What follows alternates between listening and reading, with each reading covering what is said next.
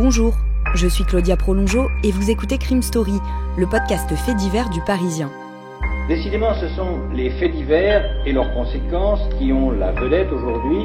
Des restes humains ont été retrouvés sur la propriété. Le préfet de la région Corse a été assassiné de plusieurs balles dans la tête. Un couple et ses 4 enfants ont donc disparu. L'enquête s'oriente aujourd'hui vers un geste criminel. Chaque semaine, je vous raconte une grande affaire criminelle en m'appuyant sur l'expertise du chef du service police-justice du Parisien, Damien Delseny. Bonjour Damien. Bonjour Claudia. Aujourd'hui, la suite et la fin de notre podcast en 4 épisodes, la disparition d'Alexia Fouillot, la joggeuse et le mensonge, 3e épisode. Le samedi 28 octobre 2017, Jonathan Daval se rend à la gendarmerie de Grès, en Haute-Saône, pour signaler la disparition de son épouse. Alexia Fouillot est selon lui partie faire un jogging le matin même, vers 9h30, et n'est pas rentrée. Après 2 jours d'intenses recherches, le corps de la jeune femme, en partie calciné, est retrouvé dans un bois à quelques kilomètres de chez elle. L'affaire, qui intervient au début du mouvement MeToo, connaît un retentissement national. Partout en France, des joggeuses sortent courir avec un brassard noir autour du bras, en hommage à Alexia, et disent leur ras-le-bol d'être en danger partout, tout le temps. Malgré l'importante mobilisation des gendarmes, le meurtrier d'Alexia n'est pas retrouvé. Mais 13 semaines plus tard, le lundi 29 janvier 2018, on apprend que le mari de la joggeuse, Jonathan Daval, a été placé en garde à vue et qu'il a avoué le meurtre. C'est après plus de 24 heures de dénégation, et très précisément 3 mois après la découverte du corps d'Alexia dans un bois de Haute-Saône, que Jonathan craque. Accablé par les éléments, il reconnaît qu'il est bien responsable de la mort de son épouse, mais c'est selon lui un accident. Après ses aveux, la procureure prend la parole. Elle n'adhère manifestement pas à la thèse de l'accident. Cette enquête a permis de réunir un nombre suffisamment important d'éléments objectifs qui ont pu conduire à l'interpellation de Jonathan Daval, à sa présentation devant le juge d'instruction, à sa mise en examen pour meurtre sur conjoint, encourant la réclusion criminelle à perpétuité. L'avocat de Jonathan ayant devancé la procureure en s'exprimant devant les journalistes avant la fin de la garde à vue, il n'y a plus grand-chose à annoncer quand Edwige Roux-Morizot prend la parole. Elle confirme qu'Alexia Fouillot a vraisemblablement été tuée dans la nuit au cours d'une dispute conjugale. Elle rejette fermement la thèse de l'accident, rappelant que la victime a été étranglée. Une mort par asphyxie, puisque c'est le cas en ce qui concerne Alexia Daval, est pour moi un meurtre qui a été commis par le conjoint. La procureure précise que le suspect, qui a toujours parlé d'une dispute conjugale cette nuit, avait expliqué que son épouse était agressive à cause de certains médicaments qu'elle prenait. L'autopsie a révélé que le cadavre portait de nombreuses traces de coups et que la jeune femme est morte asphyxiée, mais aussi qu'elle s'était défendue au point de se retourner les ongles.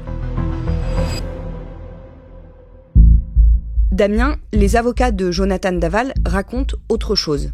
Et alors, on l'avait dit dès le premier épisode, Maître Randall Schwerdorfer, qui est l'un des avocats de Jonathan Daval, a fait un peu tomber les digues les unes après les autres. Là, il prend la parole avec sa consoeur Ornella Spatafora, qui assure aussi la défense de Jonathan Daval, et ils disent que le suspect a tenu à dire ce qui s'était réellement passé. Jonathan a tenu à dire ce qui s'était réellement passé. Nous ne défendrons pas un meurtrier, nous ne défendrons pas un assassin. Nous défendrons un jeune garçon qui, dans une crise de couple, a effectivement, de façon accidentelle, occasionné la mort de son épouse. Il est conscient des conséquences dramatiques pour sa famille, pour la famille d'Alexia, pour qu'il ait une affection sans limite. Il a eu des mots pour Alexia, des mots d'amour, et nous nous retrouvons face à un drame terrible.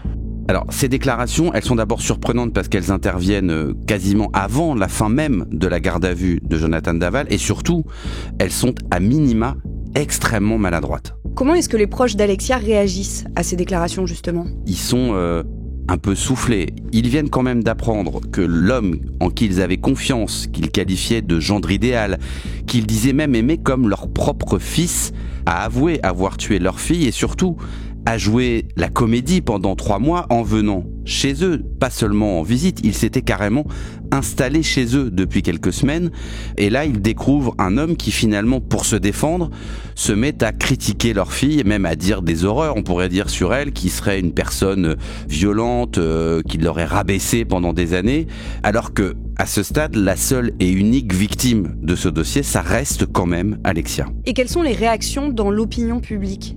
L'opinion publique, elle voit depuis 3 mois à ce moment-là, un homme qui pleure, qui organise des marches, qui sanglote au micro, et d'un seul coup, on se rend compte que cet homme, il a menti à tout le monde pendant des mois, et que surtout, alors qu'il pleurait, alors qu'il organisait des footings ou des marches blanches, lui savait exactement ce qui s'était passé, c'est-à-dire qu'il savait qu'il avait tué sa femme. Évidemment, l'opinion publique, elle est choqué, et surtout il y a un retournement entre la compassion qu'on pouvait avoir pour lui et maintenant une forme de colère, presque de haine dans l'opinion publique contre Jonathan Daval.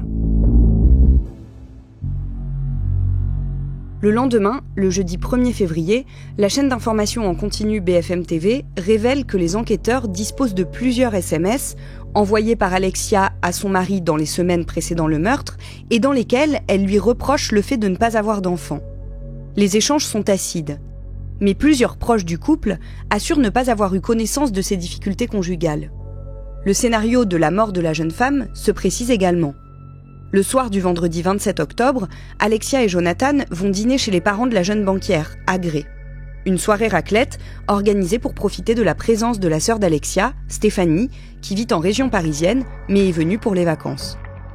De retour à leur domicile de Gré-la-Ville, selon Jonathan, une violente dispute éclate entre les époux. Jonathan explique qu'il aurait d'abord tenté de maîtriser physiquement son épouse.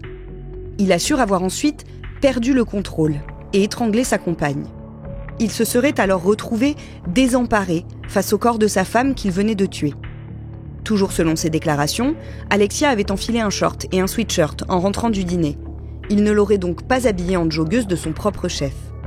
En revanche, il avoue lui avoir enfilé ses chaussures de sport après sa mort. À 1h30 du matin, Jonathan Daval aurait déplacé sa voiture de fonction garée devant la maison pour la mettre à l'intérieur du garage. En passant sur une grille, la manœuvre provoque un léger bruit qu'un voisin entend. Il en témoignera auprès des gendarmes. Jonathan Daval met alors la dépouille de sa femme dans le coffre et la recouvre d'un drap. Il aurait alors, toujours selon ses dires, repris le volant le samedi matin à 8h, sans but précis. Sa route le mène vers la forêt des Moulins, où il dépose le corps d'Alexia.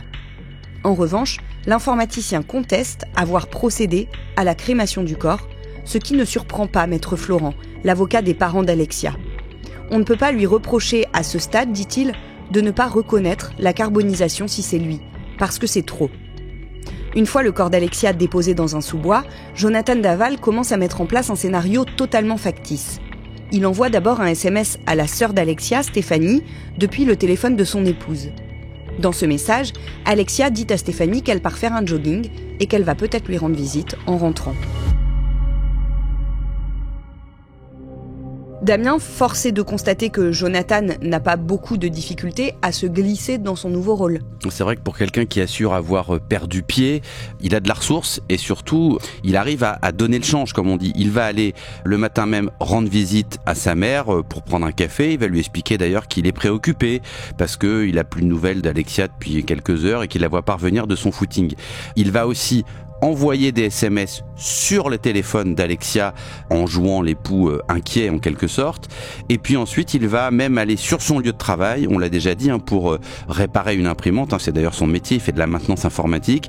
Et tous ceux qui le croisent ce matin-là sur le lieu de travail disent qu'il est plutôt souriant, qu'il est même blagueur, que ça se passe très bien. Et a posteriori, évidemment, on se dit, mais bon, il s'est mis dans un costume pour essayer de se construire un alibi le plus crédible possible.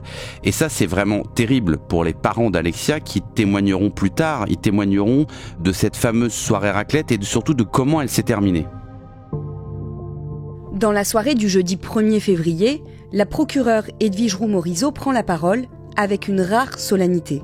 Oui, on n'a pas forcément l'habitude que les procureurs prennent position de cette manière, c'est-à-dire qu'elle va donner une conférence de presse, non pas pour donner des éléments ou des précisions sur le meurtre d'Alexia Fouillot en tant que tel, mais pour fustiger, dit-elle, la folie médiatique, ce sont ses propres mots, qui entourent le dossier.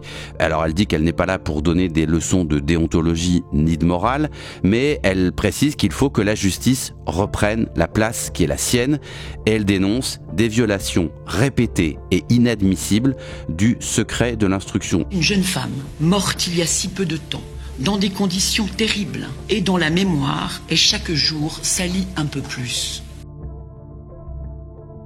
Alors, rapidement, on va expliquer ce que c'est. Une enquête judiciaire, elle est toujours couverte par le secret.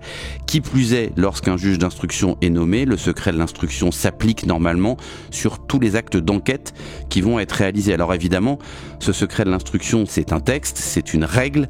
Elle est régulièrement, pour ne pas dire quotidiennement, enfreinte dans la presse tous les jours par les journalistes, puisque notre métier, justement, repose sur notre capacité à révéler des éléments qui sont présents dans une enquête et couverts par le secret de l'instruction. La procureure rappelle aussi que Jonathan Daval doit bénéficier d'une valeur fondamentale qui ne se marchande pas, dit-elle, la présomption d'innocence. Oui, alors une présomption d'innocence qu'elle va qualifier de bafouée depuis sa garde à vue.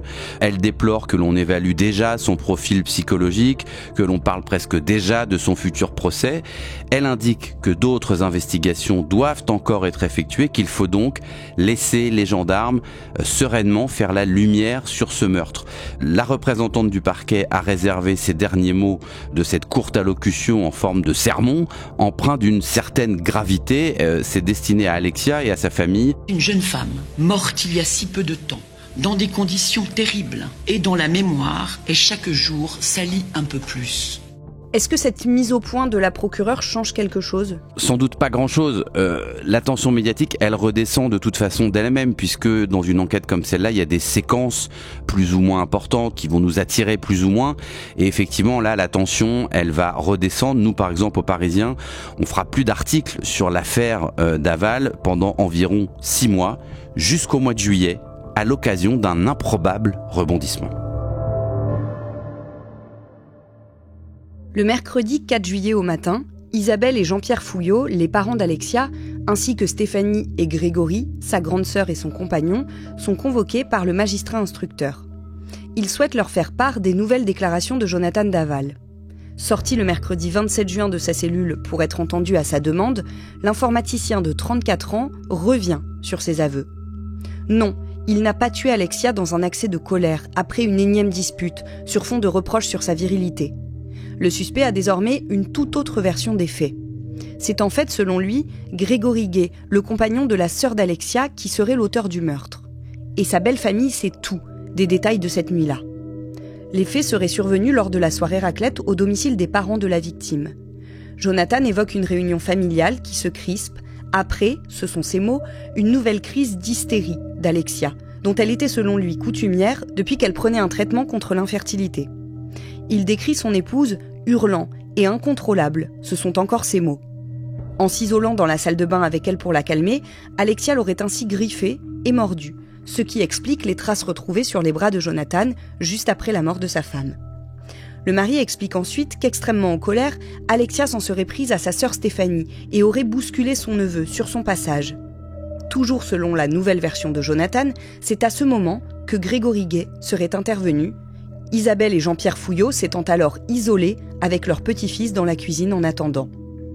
De là où il se trouve, Jonathan dit qu'il entend des cris, puis plus rien. Tous constatent alors qu'Alexia est morte, et Grégory reconnaît d'après son beau-frère l'avoir étranglée. Émerge alors très vite l'idée d'un pacte secret pour protéger Grégory. Toujours d'après le récit de Jonathan, il se concerte avec Isabelle, Jean-Pierre, Grégory et Stéphanie. Et ils décident ensemble de mettre en scène une disparition pendant un jogging. Damien, ce serait d'autant plus crédible selon lui qu'Alexia est venue au dîner directement après une séance de sport et qu'elle porte donc déjà sa tenue de course à pied. Et donc la tâche de se débarrasser du corps d'Alexia revient à Jonathan. Le mari déclare donc qu'il rentre chez lui au volant de sa voiture personnelle, accompagné de Stéphanie, la sœur d'Alexia, dit-il, qui est en quelque sorte venue l'assister dans cette tâche. Une seconde voiture qui transporte le cadavre fait également le trajet, selon lui, avant de repartir. La suite est connue. Oui, seul avec le corps, Jonathan décide de le placer dans le coffre de sa propre voiture professionnelle vers 1h30 du matin, puis il la dépose vers 8h dans un bois à quelques kilomètres, là où le corps sera retrouvé 2 jours plus tard, partiellement brûlé. Jonathan et la famille d'Alexia auraient donc convenu de garder le silence et de simuler ensemble la disparition de la jeune femme, jusqu'à ce que Jonathan, le seul finalement à être rattrapé par la justice, se retrouve à payer seul pour tout le monde. Vous venez d'écouter le 3e épisode sur 4 de Crime Story, consacré à la disparition d'Alexia Fouillot, la joggeuse et le mensonge. Suite et fin de ce podcast dans le 4e épisode, déjà disponible sur toutes les plateformes d'écoute et sur leparisien.fr. Crime Story est le podcast fait divers du Parisien.